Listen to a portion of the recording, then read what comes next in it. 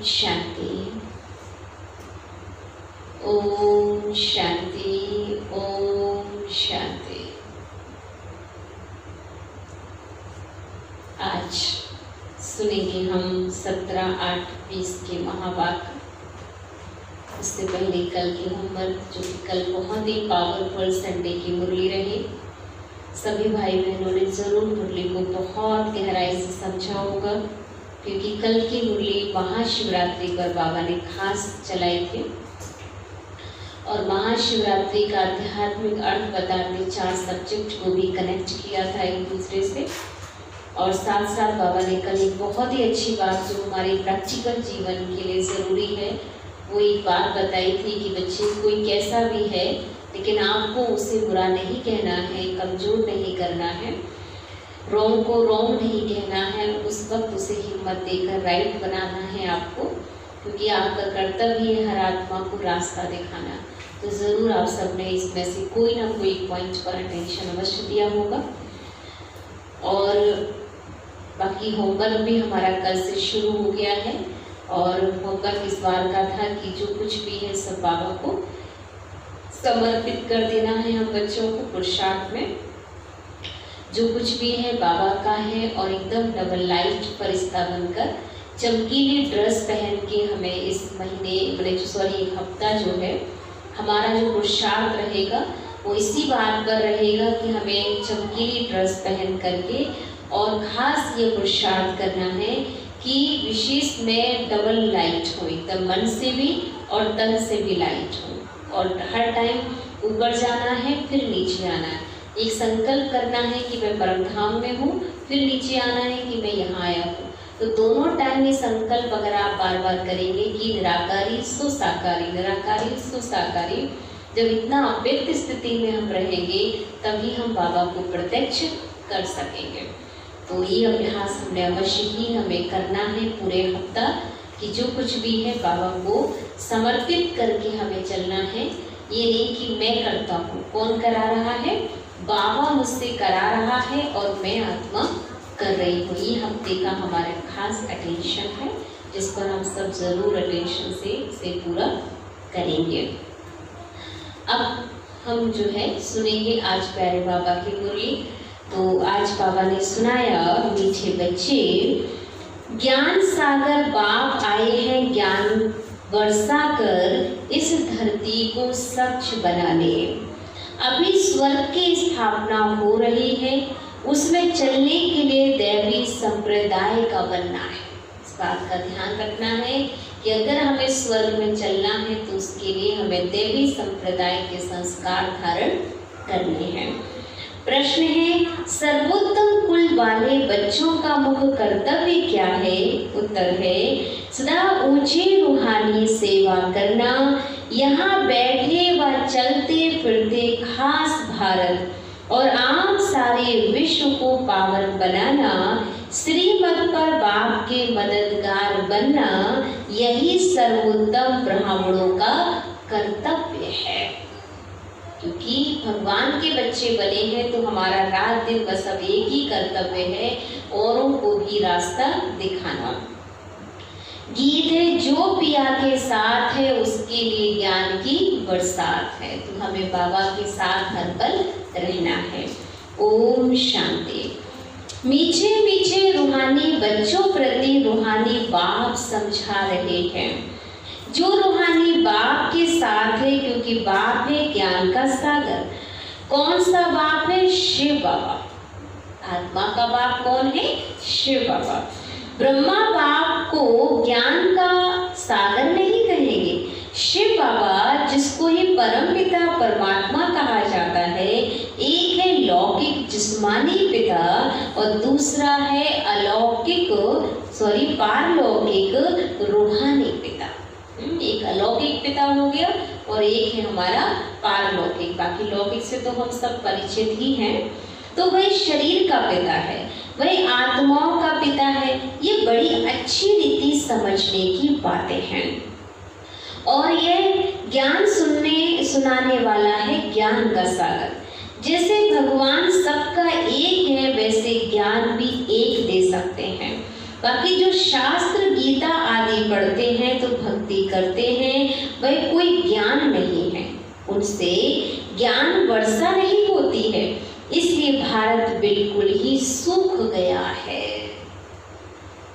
जब तक यथार्थ बाप को नहीं जाना है तो बाबा कहते हैं आत्मा जैसे सूख जाती है, कुछ नहीं बचता उसके जीवन में।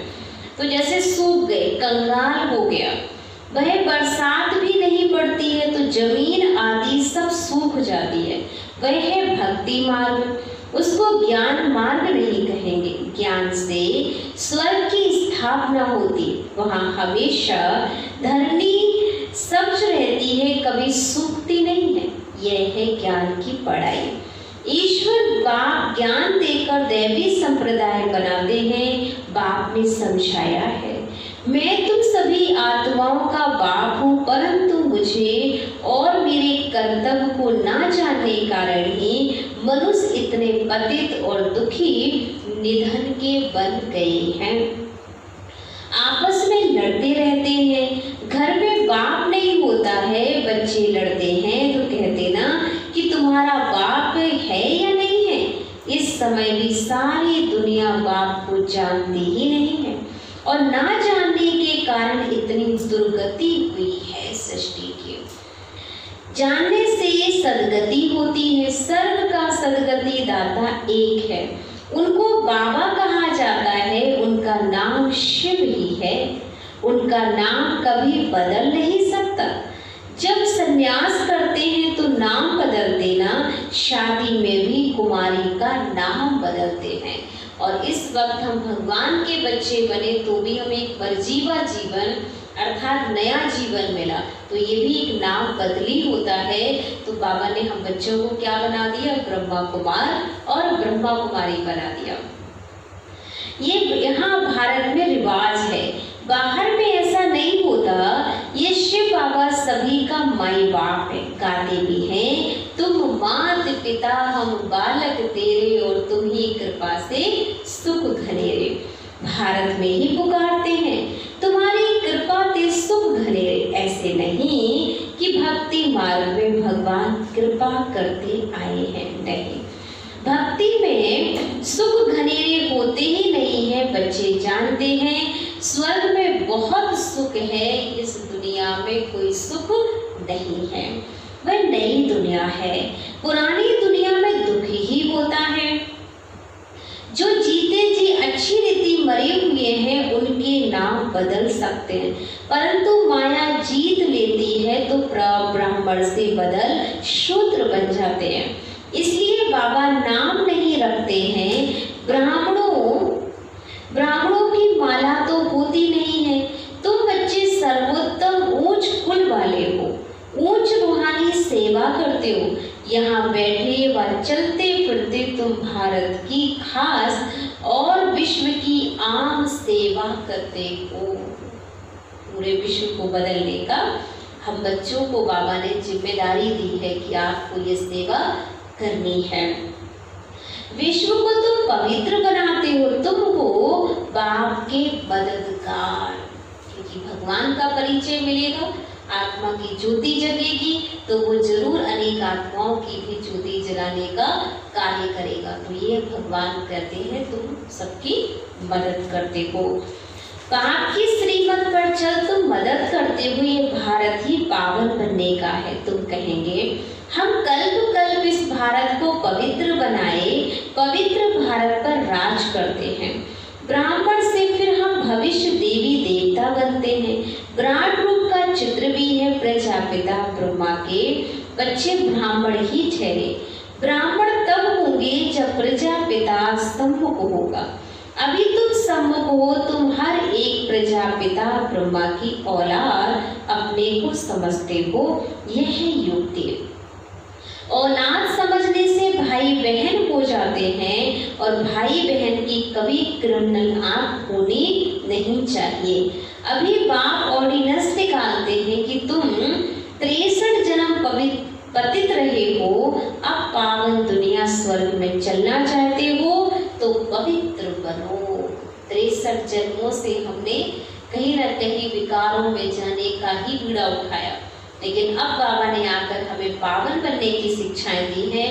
तो अब हमारा कर्तव्य है पवित्र बनना है और पवित्र दुनिया बनाने में हमें बाबा के साथ पूर्ण सहयोग करना है। वहां पतित आत्मा जा नहीं सकती है, इसलिए ही मुझ बेहद के बाप को तुम बुलाते हो। ये आत्मा शरीर द्वारा बात करती है।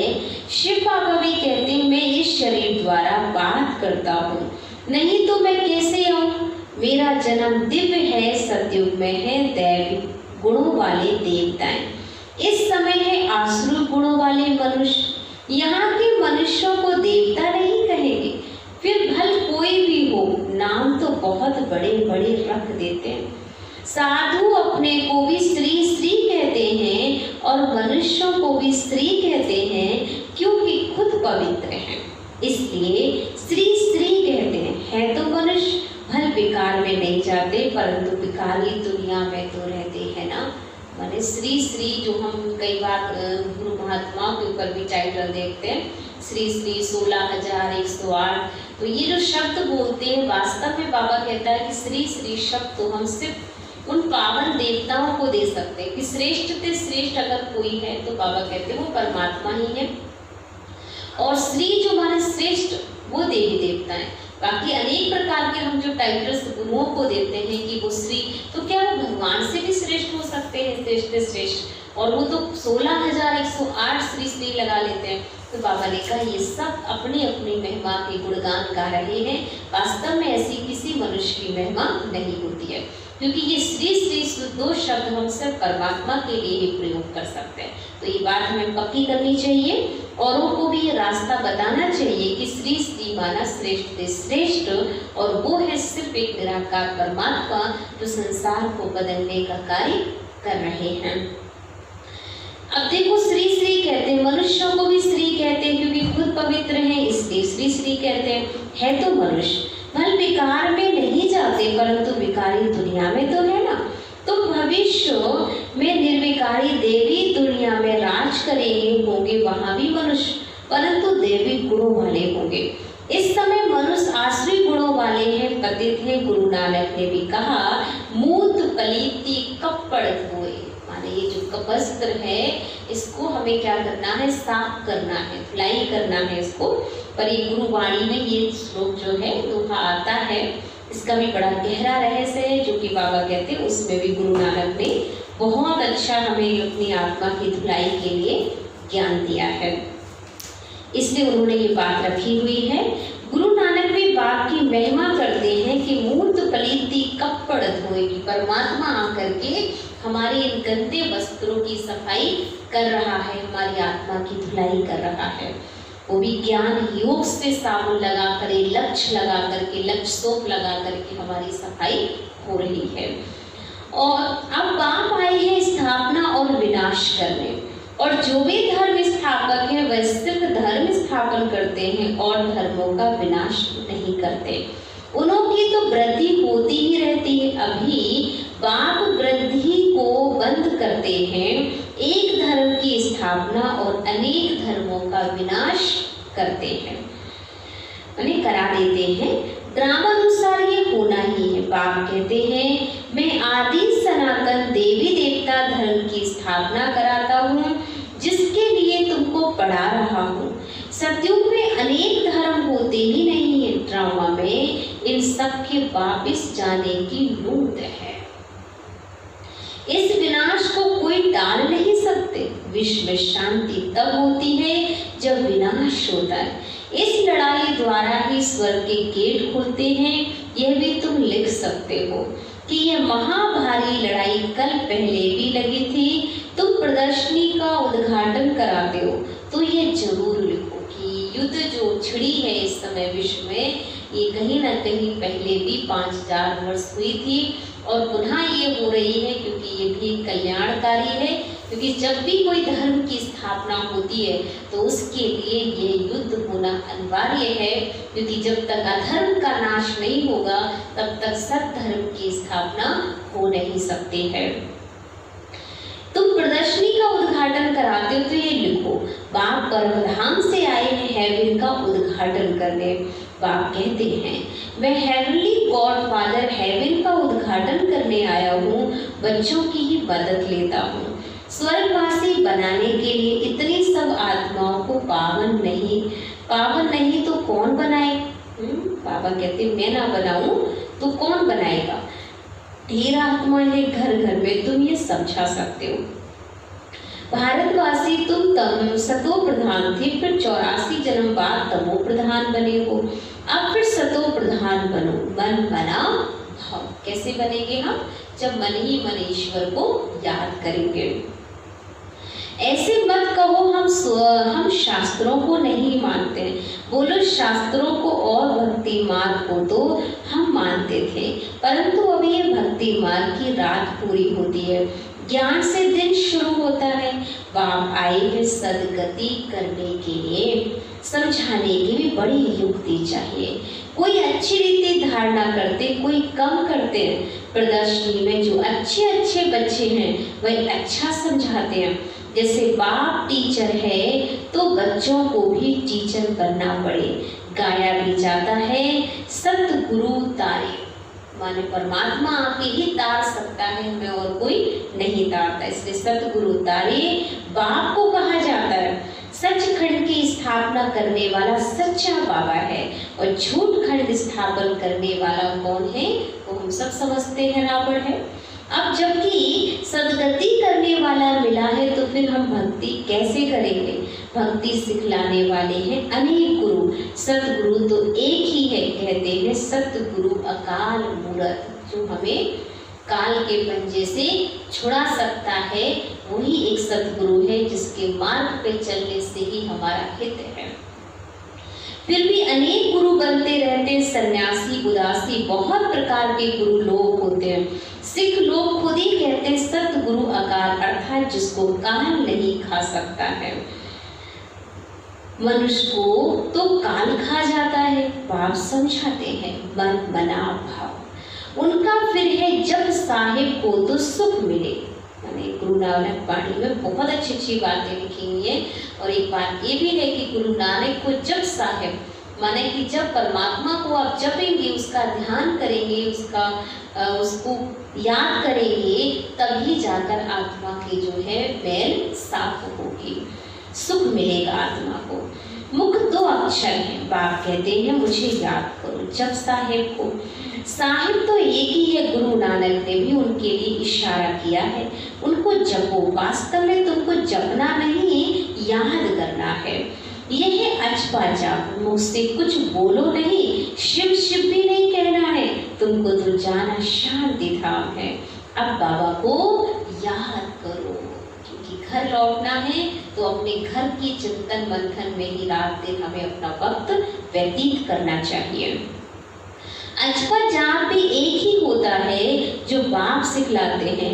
वह कितने घंटे बजाते, आवाज करते, महिमा करते, कहते अच्युतम केशवम, कृष्ण की महिमा करते, लेकिन एक भी अक्षर को समझते नहीं है उसके पीछे आध्यात्मिकता क्या छुपी हुई है। सुख देने वाला तो एक बाबा ही है ना, व्यास भी उनको ही कहेंगे। उनमें ही नॉलेज है जो देते हैं, सुख भी वही देते हैं। तुम बच्चे समझते हो, अब हमारी चढ़ती कला है और चढ़ती कला तेरे भाने सबका भला होता है। हम चढ़ेंगे, हम आगे बढ़ेंगे तो हमारे द्वारा, हमारे परिवर्तन से अनेक आत्माओं का परिवर्तन होगा, इस सृष्टि का भी महापरिवर्तन होगा। तो अपना चेंज करना ही हमें दूसरों का चेंज करना हो जाता है। तो अब हमारी चढ़ती कला है, सीढ़ी में कलाओं को भी दिखाया है। इस समय कोई कला नहीं है, निर्गुणहारे हो गए हैं, इसलिए गाते हैं मैं निर्गुणहारे में प्रभु कोई गुण नहीं। तो एक निर्गुण संस्था भी बना दी है। अरे अब निर्गुण संस्था में जाएंगे तो जहाँ कोई गुण ही निर्गुण, जो बिना गुणों के बिना हो, तो बिना गुणों की कोई संस्था चल सकती है क्या? पर लोग अर्थ ना समझ करके उसका नाम जो आए सो वो रखते रहते हैं। अब आप कहते हैं बालक तो महात्मा विसल होता है, उनमें कोई अवगुण नहीं होता, उनका फिर नाम रख देते निर्गुण बालक। अगर बालक में गुण नहीं है तो बाप में भी नहीं होते हैं, सब में अवगुण है। गुणवान से पिताएं बनते हैं। नंबर 1 अक्रूर है जो बाप को नहीं जानते। ये संसार का सबसे बड़ा अक्रूर कहलाता है, जो बाप को नहीं जानते। दूसरा अक्रूर है जो विषय सागर में गोते खाते हैं। बाप कहते हैं आधा कल तुमने गोदा खाया, अब मैं ज्ञान सागर तुमको क्षीर सागर में ले जाता हूँ। मैं तो क्षीर सागर में जाने के लिए तुमको शिक्षा देता हूँ। मैं के बाजू में आकर बैठता हूँ जहाँ आत्मा रहती है। मैं स्वतंत्र हूँ, कहा भी जा आ सकता हूँ। तुम पितरों को खिलाते हो तो आत्मा को खिलाते हो ना। शरीर तो भस्म हो जाता है, उनको देख नहीं सकते, समझते हो फलाने की आत्मा का श्राद्ध है, पर कोई खाने नहीं आता। ये सब बाबा कहते हैं हमारे मन के भाव होते हैं। आत्मा को बुलाया जाता है, ये भी ड्रामा में पार्टी कहेंगे। कभी आती है, कभी नहीं भी आती है। कोई बताते हैं, कोई नहीं भी बताते।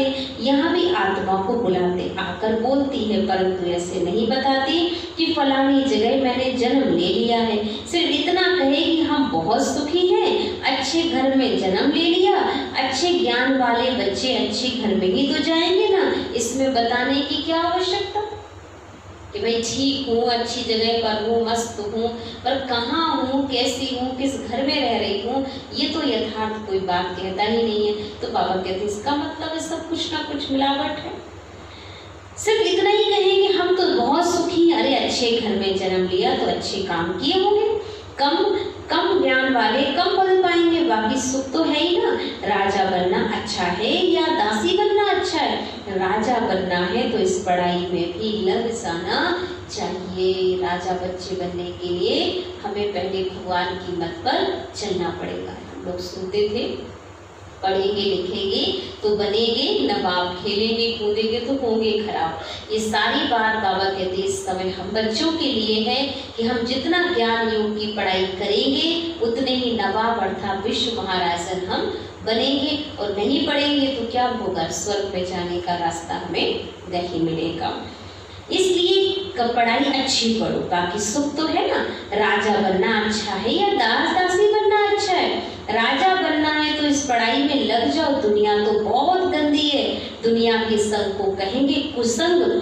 एक शब्द का संग ही पार करता है, बाकी तो बाबा कहते कुसंग मनुष्य को बुरे रास्ते पर लेकर खड़ा कर देता है। बाकी सब डुबोने वाले मार्ग हैं, एक भगवान जो कहता है वही एक मार्ग है जो तुम्हें सच्चे रास्ते पर लेकर जा सकता है। जैसे लौकिक में हमारे माँ बाप अपने बच्चों के लिए कभी भी बुरा नहीं चाहेंगे, वो हमेशा अपने बच्चों के लिए सत्य मार्ग का रास्ता ही दिखाएंगे। तो परमात्मा हमारी आत्मा का पिता है और पिता होने के नाते वो हमें जो रास्ता बता रहा है वो हमारे हित के लिए, हमारे कल्याण के लिए है।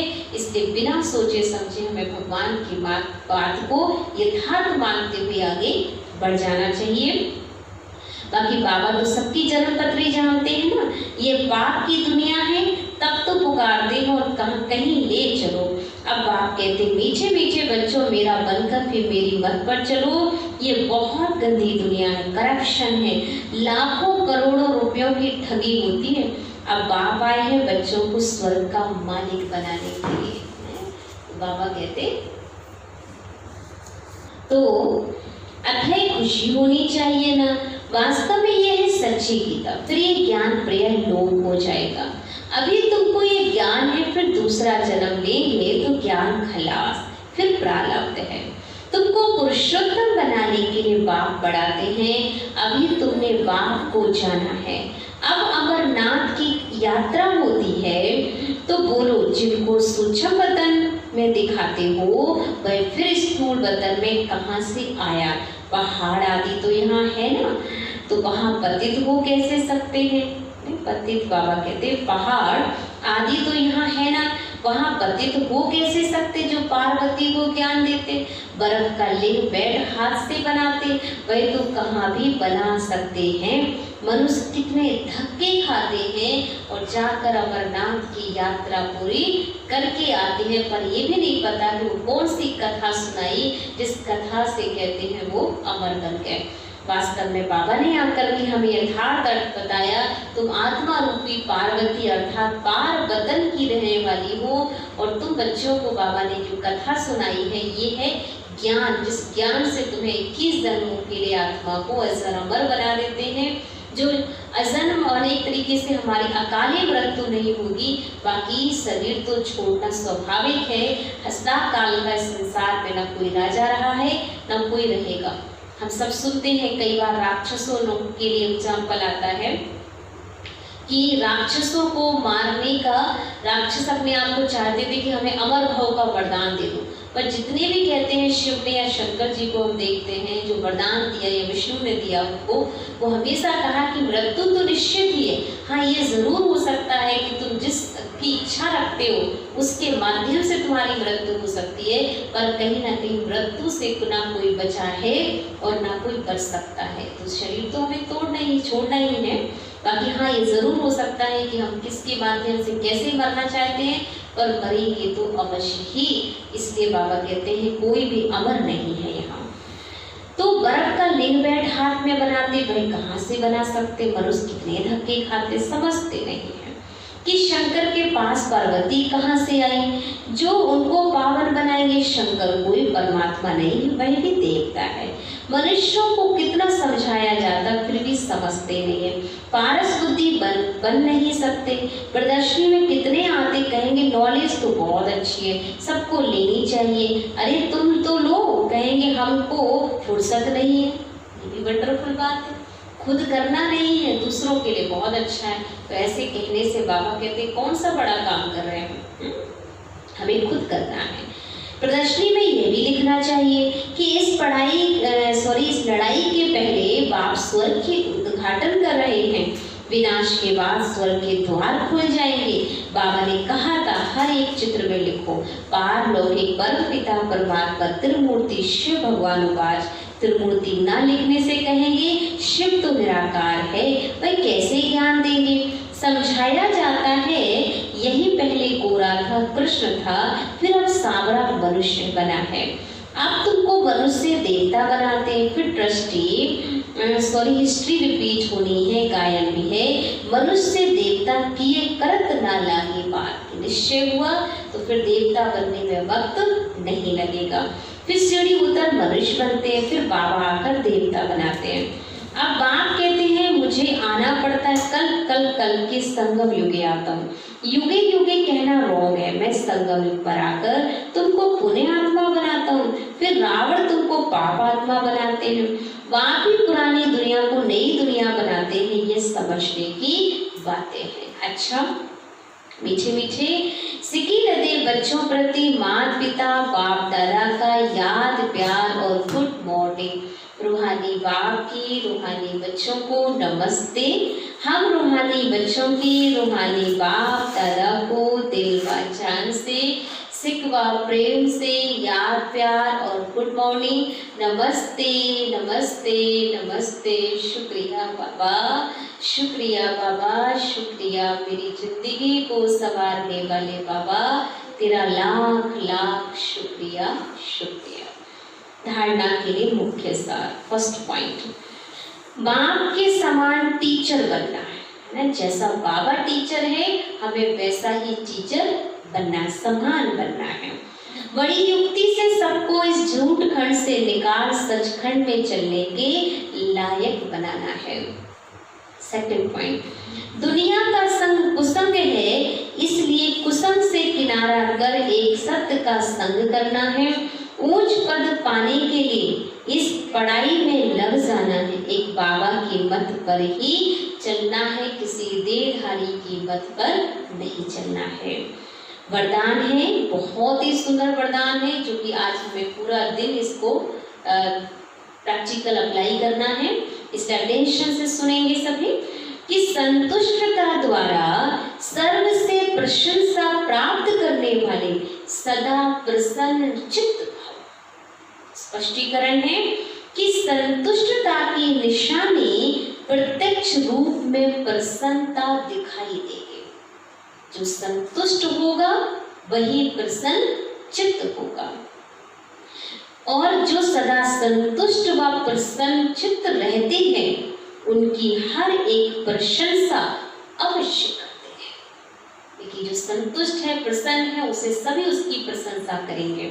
तो प्रशंसा प्रसन्नता से ही प्राप्त कर सकते हो, इसलिए सदा संतुष्ट और प्रसन्न रहने का विशेष वरदान स्वयं भी लो और औरों को भी दो, क्योंकि इस यज्ञ की अंतिम आहुति सर्व ब्राह्मणों की सदा प्रसन्नता है। जब सभी सदा प्रसन्न रहेंगे तब प्रत्यक्षता का आवाज गूंजेगा, अर्थात विजय का झंडा लहराएगा। इसलिए आज का वरदान हम बहुत दिल से स्वीकार करें बाबा का, कि संतुष्टता द्वारा सबसे प्रशंसा प्राप्त करने का सदा प्रसन्न चित्त भाव का वरदान हमें प्राप्त करना है। तो पहले रहना है संतुष्ट, जो मिला, जैसा मिला, जितना है उसमें ही हमें संतुष्ट रहना है। और जब हम हर बात से अपने आप को भरपूर संतुष्ट महसूस करेंगे तो हमारे चेहरे से वो प्रसन्नता भी दिखाई देगी। और जब वो प्रसन्नता दिखाई देगी तो ये फैक्ट है कि हमारी प्रशंसा विश्व में सबके मुख से अवश्य ही निकलेगी, सब हमारी प्रशंसा करेंगे। और ये प्रशंसा जो होगी यही बाबा की प्रत्यक्षता का और विश्व में हमारी प्रत्यक्षता का ये बहुत बड़ा योगदान होगा। ये झंडा हमें जरूर ये आवाज फैलानी है और सदा प्रसन्न चित्त बन करके अपनी प्रशंसा और बाबा की प्रशंसा का नगाड़ा बजाना है। तो ये खास ध्यान देंगे हम वरदान का। स्लोगन है, डायमंड बनने का मैसेज देना है, डायमंड जुबली मनाना है। डायमंड बनने का मैसेज देना है, डायमंड जुबली मनाना है। इसलिए हीरे बन जाओ तो अपने आप हीरे की प्रत्यक्षता स्वतः ही हो जाएगी। तो बहुत अच्छी तरह से हमने समझ लिया होगा कि बाबा ने हमें किन किन बातों पर बहुत ज़्यादा ध्यान खिंचवाया है। तो विशेष हमें कल पूरा दिन जो हमारा आज के पूरा दिन हम जो होमवर्क रहेगा उसका हम ये अटेंशन अवश्य रखेंगे कि मैं सदा संतुष्ट रहने वाली सदा प्रसन्न चित्त आत्मा हूँ। इसलिए संतुष्ट भी रहना है और संतुष्टता के भाव से प्रसन्न चित्त बन करके प्रशंसा के योग भी अवश्य ही बनना है। ओम शांति।